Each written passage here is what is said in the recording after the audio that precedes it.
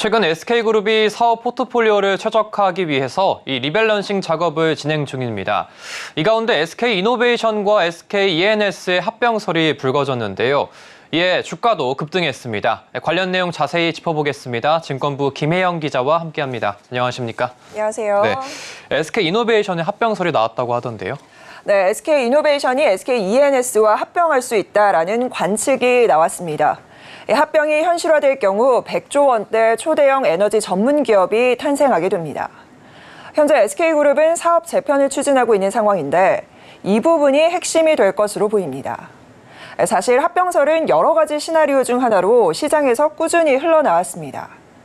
그런데 주목할 부분은 SK그룹 측에서 아직 결정된 것은 없지만 내부 검토 중이다라고 공시를 통해서 처음으로 밝힌 대목인데요. 이에 SK이노베이션의 주가도 오늘 급등했습니다. 오늘 SK이노베이션은 15% 상승한 12만 1,000원에 장을 마쳤습니다.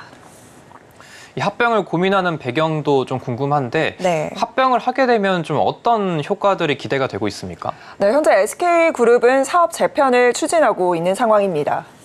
최근 5년 사이에 SK그룹은 계열사를 크게 늘리면서 몸집 불리기에 나섰습니다. 하지만 내실이 부족하다라는 평가가 이어졌는데요. 현재 SK그룹 계열사는 200개가 넘습니다. 국내 대기업 중 가장 많은 계열사를 거느리고 있는 건데 결국 양적 성장보다는 질적 성장에 초점을 맞춰서 미래 먹거리로 꼽히는 배터리와 에너지 쪽에 집중하겠다라는 방침입니다. 특히나 최근 이례적으로 비정기 인사를 단행했다라는 점도 이를 뒷받침하고 있습니다. 최재원 SK이노베이션 수석 부회장 그리고 유정준 SK온 신임 부회장을 전면에 배치를 한 건데 수장 교체를 통해서 대대적인 사업 쇄신의 포부를 읽을 수 있는 대목입니다. 한편 오늘 28일부터 이틀간 SK그룹의 경영 전략회의가 열리게 되는데요.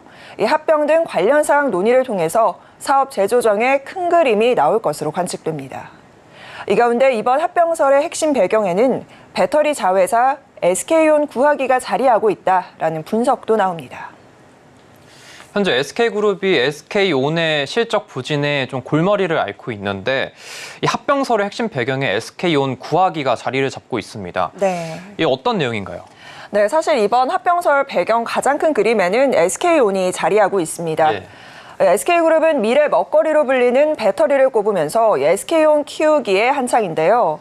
SK그룹은 올해 하반기 SK온 흑자 전환을 예고하고 2026년 IPO를 목표로 설정했습니다. 그러나 이상과 현실 간의 간극이 상당합니다.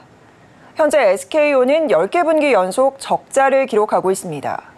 그러니까 자금 수혈이 굉장히 필요한 상황인데 이 SK이노베이션마저도 지난해 영업이익이 반토막이 나면서 지금 수익성에 빨간불이 켜진 상황입니다.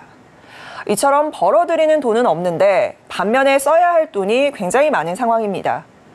배터리 사업의 특성상 시설 설비 등 막대한 투자금이 필요하기 때문인데요. 최근 3년간 쏟아부은 투자비만 20조 원에 달하는데 올해 역시나 예정된 시설 투자 금액이 7조 원이 넘습니다. 결국 SK이노베이션과 조 단위의 영업이익을 내고 있는 알짜 기업이죠. 그러니까 SKENS의 합병을 추진해서 SK이노베이션의 재무 구조를 개선을 좀 하면서 자금 확보에 숨통을 틔우겠다라는 겁니다.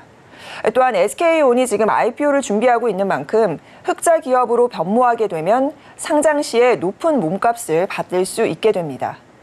하이투자증권은 SK온의 경우 이미 한계점에 다다른 상황에서 합병을 통해 캐시플로우를 일으키려는 것이라며 현재 SK온 상황에선 IPO가 불가능한 데 반해 양사가 합병을 하게 되면 SK온 지원에 나서게 되고 부채 비율이 줄고 흑자 전환 시기를 앞당겨서 상장의 가능성이 높아질 수 있다라고 설명하고 있습니다. 네, 그렇다면 이번 합병과 관련해 좀 우려되는 대목들이 없는지 그리고 또 시장에서 거론되는 또 다른 시나리오들은 없는지 궁금합니다. 네, 일단 SK이노베이션의 기존 소액주주들의 반대 가능성이 좀 불거지고 있는 상황입니다. 보통 이제 합병 비율이 좀 불리하게 정해질 수 있다라는 분석들이 나오고 있는데요.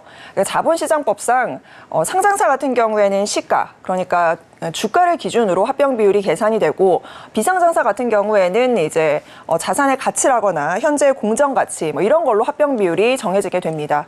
결국 기존 SK 이노베이션의 기존 주주들의 합병 비율이 불리하게 정해질 수 있다라는 우려가 나오고 있는 건데요. 지금 SK 이노베이션의 주가가 3년 전과 비교하면 반토막이는 상황입니다.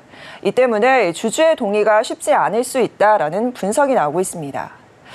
그리고 이 가운데 SK엔무브와 SK온을 합병해서 상장시키는 방안도 시장에서 어느 정도 좀 거론이 되긴 했는데요. 그러나 쉽지 않다라는 게 증권가의 분석입니다. 지금 SK엔무브의 2대 주주가 IMMP가 자리하고 있는데 합병의 난색을 좀 표하고 있기 때문이고요. 또 다른 시나리오로는 SK이노베이션이 배터리 분리막 자회사인 SK아이테크놀로지의 지분을 매각할 수 있다. 이런 관측도 나오고 있긴 한데 취재 결과 수조 원대 몸값을 감당할 원매자를 찾는 게 또 쉽지는 않을 것이다라는 게 중론이었습니다. 네, 오늘 말씀 잘 들었습니다. 지금까지 김혜영 기자와 함께했습니다. 고맙습니다.